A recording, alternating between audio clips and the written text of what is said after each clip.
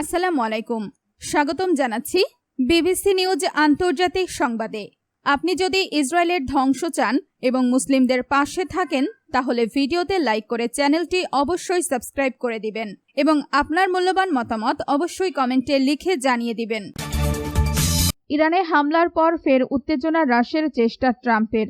যুক্তরাষ্ট্র ও ইরান টানা দ্বিতীয় রাতেও একে অপরের ওপর হামলা চালিয়েছে। পারস্পরিক হামলা চলা সত্ত্বেও পরিস্থিতি শান্ত বা উত্তেজনা হ্রাস করার চেষ্টা করেছে যুক্তরাষ্ট্র।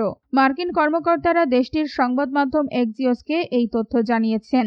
যুক্তরাষ্ট্রের এই প্রচেষ্টায় যুক্ত আছে মধ্যস্থতাকারী দেশ পাকিস্তান ও কাতারও। এক্সিওস তাদের প্রতিবেদনে জানিয়েছে, ট্রাম্প প্রশাসন একটি সমাধানে পৌঁছানোর ব্যাপারে এখনো প্রতিশ্রুতিবদ্ধ এবং একটি পরমাণু চুক্তিতে উপনীত হওয়ার জন্য কারিগরি পর্যায়ের আলোচনা অব্যাহত রয়েছে। এদিকে উভয় পক্ষকে আবারও আলোচনার টেবিলে ফিরিয়ে আনার প্রচেষ্টায় কাতার, পাকিস্তান এবং অন্যান্য আঞ্চলিক মধ্যস্থতাকারীরা গত বুধবার ইরান ও যুক্তরাষ্ট্রের মধ্যে একাধিক ফোনালাপ করেছেন।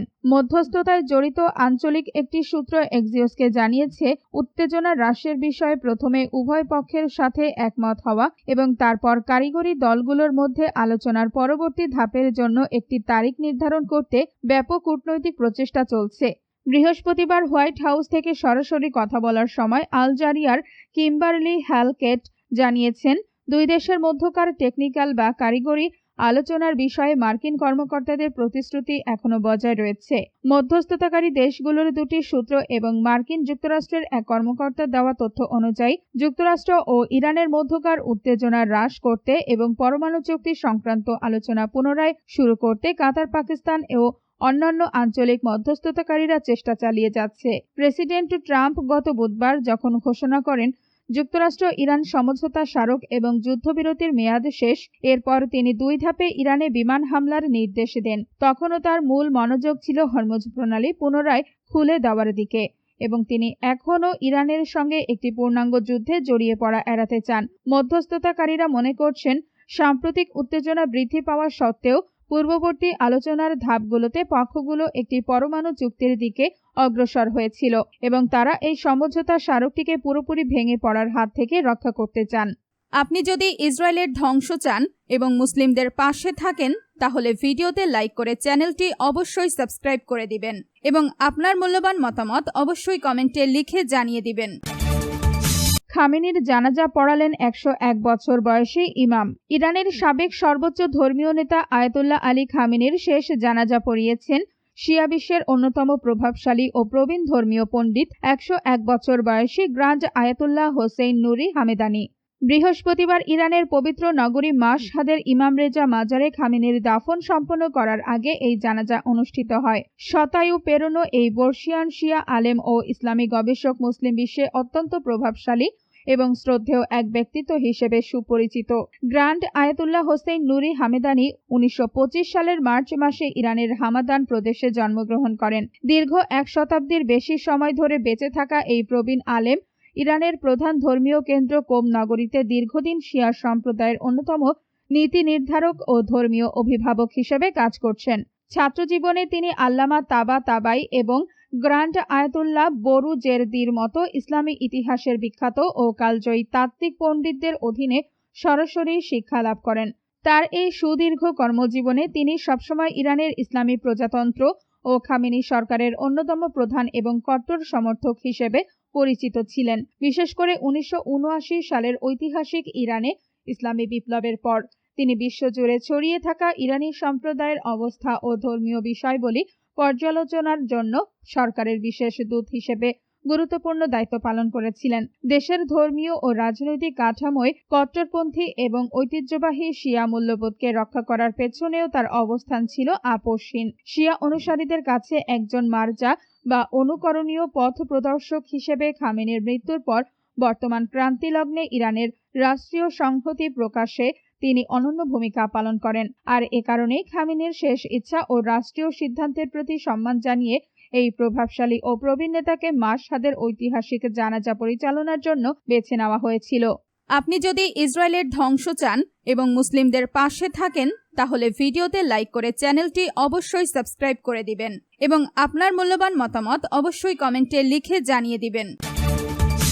নিজ ভূমে চিরঘুমে আয়াতুল্লাহ আলী খামেনি। কালো পোশাক আর হাতে লাল পতাকা নিয়ে ইরানের পবিত্র শহর মাশহাদের রাস্তায় মাইলের পর মাইল জুড়ে শোকার্ত মানুষের ঢল। কারো কারো হাতে প্রয়াত সর্বোচ্চ নেতা আয়াতুল্লাহ আলী খামেনির ছবি। কেউ কাঁদছেন, কেউ বিমর্ষ, মুখে স্পষ্ট ফুটে উঠেছে বিষণ্ণতা, কেউ করছেন মাতম। লাখো মানুষের মিছিল চিরে ধীর গতিতে চলছিল কফিনবাহী গাড়ি। পুরো মাশহাদ যেন শোকের নগরী। এভাবে ইরানের মানুষ তাদের প্রয়াত নেতাকে শেষ শ্রদ্ধা জানিয়েছেন। 6 দিনের আনুষ্ঠানিকতা শেষে বৃহস্পতিবার জন্ম শহর মাশহাদেই তার দাফন সম্পন্ন হয়। ইরানের তেহরান ও কওম ছাড়াও ইরাকের নাজাফ ও কারবালায় নেওয়া হয়েছিল লাশবাহী কফিন। উভয় দেশেই সড়কে নেমে এসে মানুষ খামেনিকে শ্রদ্ধা জানান। ধারণা করা হয় পুরো আনুষ্ঠানিকতায় অংশ নিয়েছেন কয়েক কোটি মানুষ। গত 28 ফেব্রুয়ারি যুক্তরাষ্ট্র ইসরায়েলের হামলায় পরিবারের 4 সদস্য সহ নিহত হন 86 বছরের Ayatollah Ali Khamenei. Al Jazeera জানায় মাশহাদে ইমাম রেজার দরগায় তাদের দাফন করা হয়েছে। এর আগে ওই স্থানে সাবেক প্রেসিডেন্ট ইব্রাহিম রাইসিকে দাফন করা হয়েছিল। আয়াতুল্লাহ আলী খামেনিকে শ্রদ্ধা জানানোর পুরো প্রক্রিয়ায় অনুপস্থিত ছিলেন তার ছেলে ও বর্তমান সর্বোচ্চ নেতা মুজতবা খামেনি। তবে তার আরও 3 ছেলে জানাজায় অংশ নেন। যুক্তরাষ্ট্র ইসরায়েলের হামলার সময় মুজতবা আহত হয়েছিলেন। তিনি কোথায় আছেন তা নিয়ে জল্পনা কল্পনা আছে। তবে ইরান সরকারের তরফ থেকে বলা হচ্ছে, নিরাপত্তার কথা বিবেচনা করে তাকে আড়ালে রাখা হয়েছে। বার্তা সংস্থা রয়টার্স জানায়, খামেনির দাফন প্রক্রিয়াকে কেন্দ্র করে সকাল থেকেই মাশহাদের রাজপথে লাখো মানুষের ঢল নামে।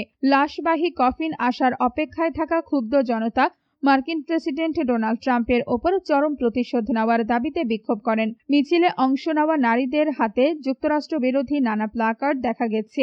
এনডিটিভি জানায়, সাদা পাগড়ি পরিহিত ধর্মীয় নেতাদের পাহারায় একটি ট্রাকে করে খামেনির লাশবাহী গাড়ি ধীর গতিতে মাশহাদের জনাকীর্ণ রাস্তা দিয়ে ইমাম রেজার মাজারের সোনালী গম্বুজ ও মিনারগুলোর দিকে নিয়ে যাওয়া হয়। কালো পোশাক পরিহিত শোকাতুর জনতা ঠিক পেছনেই ভিড় করে এগিয়ে চলেন। তাদের হাতে ছিল ইরানের পতাকা, প্রয়াত খামেনির ছবি ও বিপ্লবী স্লোগান লেখা লাল প্লাকার্ড। আপনি যদি ইসরায়েলের ধ্বংস চান এবং মুসলিমদের পাশে থাকেন, তাহলে ভিডিওতে লাইক করে চ্যানেলটি অবশ্যই সাবস্ক্রাইব করে দিবেন এবং আপনার মূল্যবান মতামত অবশ্যই কমেন্টে লিখে জানিয়ে দিবেন। মার্কিন হামলায় বুশেহরে আইআরজিসির অ্যারোস্পেস স্থাপনায় আগুন। ইরানের সামরিক লক্ষ্যবস্তুতে যুক্তরাষ্ট্রের নতুন দফায় হামলার পর বুশেহর প্রদেশে ইসলামী বিপ্লবী গার্ড বাহিনী আইআরজিসি অ্যারোস্পেস ফোর্সের একটি স্থাপনায় বড় ধরনের আগুন লাগার খবর পাওয়া গেছে। সামাজিক যোগাযোগ মাধ্যমে ব্যাপকভাবে ছড়িয়ে পড়া ভিডিও এবং সর্বসাধারণের জন্য উন্মুক্ত ওপেন সোর্স গোয়েন্দা তথ্য ভিত্তিক বিভিন্ন সূত্রে এ তথ্য জানা গেছে। তবে গালফ নিউজ স্বাধীনভাবে এই ভিডিওর সত্যতা যাচাই করতে পারেনি। ইরানি কর্তৃপক্ষ ক্ষয়ক্ষতির পরিমাণ সম্পর্কে আনুষ্ঠানিকভাবে কোনো নিশ্চিত তথ্য দেয়নি।